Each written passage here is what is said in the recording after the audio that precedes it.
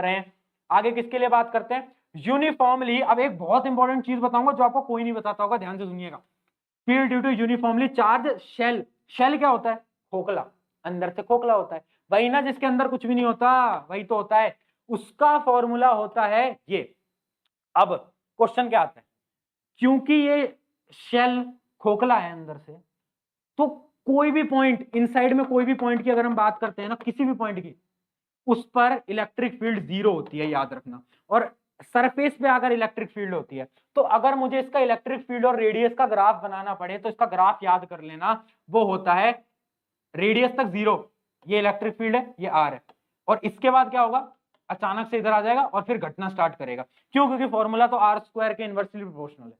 याद आ रहा है, किस किस को याद आ रहा है ये चीज, जल्दी बताएं, याद आ रहा है, किस किस को याद आ रहा है ये चीज, चमक रहा है। और अगर मैं बात करूं non conducting solid sphere, non conducting जिसके अंदर मटेरियल होता है, उसकी बात करूं, तो तुम्हें क्या याद आ रहा है उसका ग्राफ कैसा बनता है, किस किस को याद आ रहा है, एक बार चैट सेक्शन में बताइएगा, क्योंकि जेई नीट दोनों में पूछा जा चुका है। कैसा बनता था याद करो, पहले तो थोड़ा कांस्टेंट, फिर क्या होता था, पहले कांस्टेंट बढ़ता था, फिर आर रेडियस के बाद कॉन्स्टेंटली डिक्रीज होता था, हाँ या ना। किसको याद आ रहा है, ये हमारा किसका है, ये किसका है बताओ, नॉन कंडक्टिंग का, नॉन कंडक्टिंग स्फीयर का ग्राफ, और ये किसका है, कंडक्टिंग का। याद रखना, जब भी हमारा अंदर का पूरा चीज खाली है, तो मेरे अंदर इलेक्ट्रिक फील्ड भी 0 होगी, बट जब अंदर कुछ है तो ठीक है।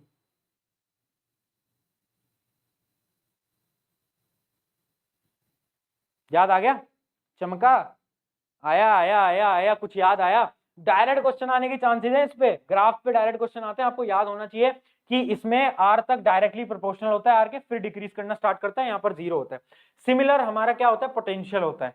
अच्छा, किसी को पोटेंशियल का भी आइडिया है कि पोटेंशियल का भी वो होता है, तो याद रखना जब भी हम बात करते हैं कंडक्टिंग स्फीयर की, तो पोटेंशियल हमारा हर पॉइंट पर सेम रहता है, हर पॉइंट पर पोटेंशियल 0 नहीं होता। हॉलो स्फीयर के अंदर पोटेंशियल 0 नहीं होता, पोटेंशियल हर पॉइंट पर सेम होता है, हर पॉइंट पे पोटेंशियल अपना सेम ही होता है, जिसकी वैल्यू होती है ये, देखो, ठीक है। मतलब अंदर की बात कर रहा हूं मैं अंदर की बात कर रहा हूं, बट जैसे ही मैं चीजों को बाहर लेके जाता हूं, तो फिर वही आर से इनवर्सली प्रोपोर्शनल होता है। तो इसका ग्राफ मैं कैसे बना सकता हूं कि भैया जी पहले तो यही चल रहा है, उसके बाद फिर अपना ऐसे डिक्रीज करेगा, देखो